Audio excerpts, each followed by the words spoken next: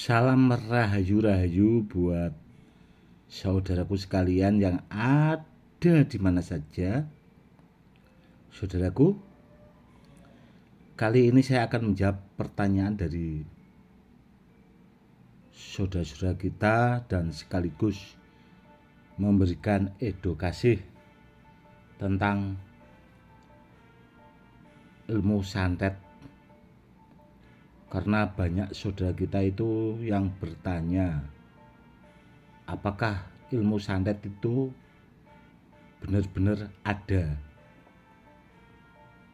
Begini ya saudaraku, sebenarnya ilmu santet itu ada saudaraku. Meskipun orang yang punya itu tidak mau mengaku, karena ada alasannya saudaraku. Dan dulu juga sempat viral ya saudaraku ya. Dan banyak di channel-channel YouTube sekarang itu bikin konten yang menantang dukun santet. Dan dulu juga setan merah itu viralnya juga ya. Sebenarnya kata dia itu tidak percaya, namun dia tahu santet itu tahu saudaraku. Dia nggak percaya, tapi santet itu dia tahu. Dan dia juga setan merah itu menantang dukun santet. Begini ya saudaraku, kalau diamati dari bicaranya itu, dia itu sebenarnya pengen belajar santet saudaraku. Namun setan merah itu mungkin gagal untuk menemukan gurunya. Itu yang pertama. Dan yang kedua, itu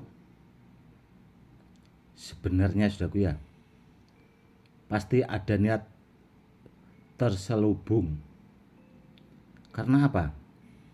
Karena barang siapa yang mengakui punya ilmu santet itu akan kena undang-undang saudaraku. Dia kena pasal. Makanya setan merah itu menantang-nantang dukun santet karena itu saudaraku. Mau dijadikan uang bahasanya kalau ada yang mengaku bisa. Kalau dia tidak mau, bahasanya kalau dia kepengen belajar tapi tidak mau mengajari, pasti ujung-ujungnya akan dimintai uang. Kalau tidak dimintai uang ya mau dilaporkan. Karena itu tadi saudaraku, ada undang-undangnya. Barang siapa yang merasa punya ilmu santet, kalau mengaku dia akan kena undang-undang itu sendiri. Orang seperti itu sebenarnya itu malah bajingan saudaraku. Parah. Dia berpura-pura kepengen memberikan edukasi, namun setan merah itu ternyata bajingan bahasanya. Dan akhirnya yaitu memfitnah dukun, para dukun. Padahal dukun itu bahasanya suatu profesi ya. Karena itu kan sebutan sih saudaraku ya. Kalau di Jawa itu sebutan dari orang-orang kampung. Contoh orang yang mampu menolong orang yang melahirkan dipanggil dukun bayi. Orang yang menyunat itu saudaraku ya, itu dukun sunat. Kalau sekarang kan ada dokter sunat itu saudaraku. Itu suatu profesi. Tapi kalau dibilang dukun itu kalau nggak nyabul nipu, orang seperti itu lebih bajingan bahasanya. Harus hati-hati juga saudaraku ya. Karena apa? Karena kita hidup itu saling menghormati, saling menghargai selama tidak dirugikan ya. Sebenarnya ya gak usahlah mengganggu orang lain bahasanya. Kalau dia mau memberikan edukasi, berikanlah edukasi apa ya, dengan benar tanpa ya menjatuhkan orang lain. Dulu itu sebenarnya ya banyak sih sesepuh-sesepuh itu malah minta nasihat, sebenarnya sih mau dikasih pelajaran, namun ya saya bilang dibiarkan aja lah, seperti itu. Dan kalau di konten-konten Saudaraku ya, itu tadi banyak yang menantang dukun santet itu ya sebenarnya sekedar konten Saudaraku. Seandainya ada dukunnya ya dukunnya itu pura-pura Saudaraku, pura-pura. Karena ya di konten itu tadi, karena kalau orang yang punya Saudaraku nggak bakal mengaku, karena itu tadi Saudaraku, dulu itu ada undang-undang yang melarang.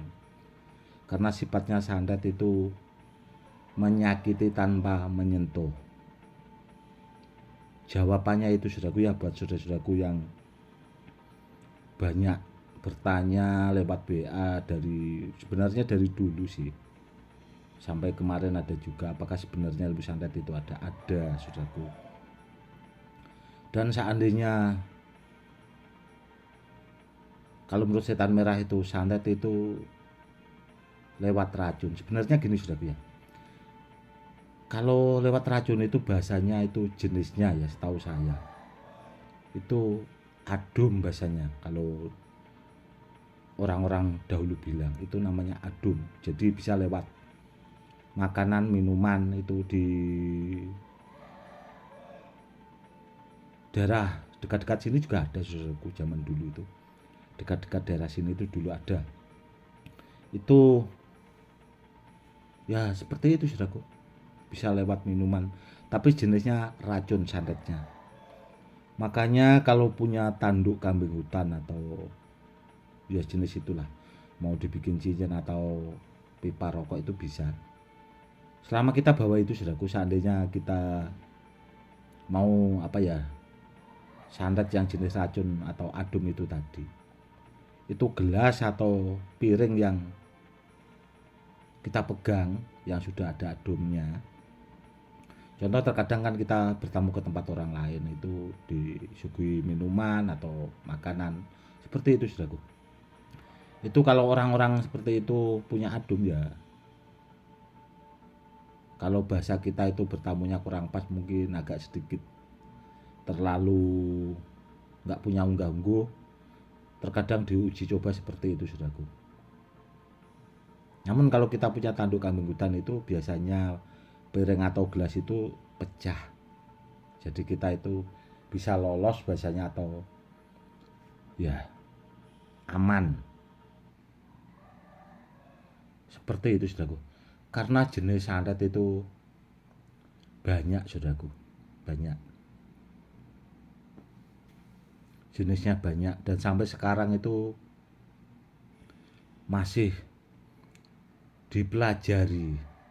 Kalau zaman dulu sebenarnya itu ilmu seperti itu digunakan, atau orang yang belajar seperti itu biasanya orangnya juga tersakiti Saudaraku. Mungkin dulunya orang itu banyak dihina orang atau dicaci maki orang, akhirnya orang itu nekat belajar ilmu santet itu, akhirnya dibuat balas dendam.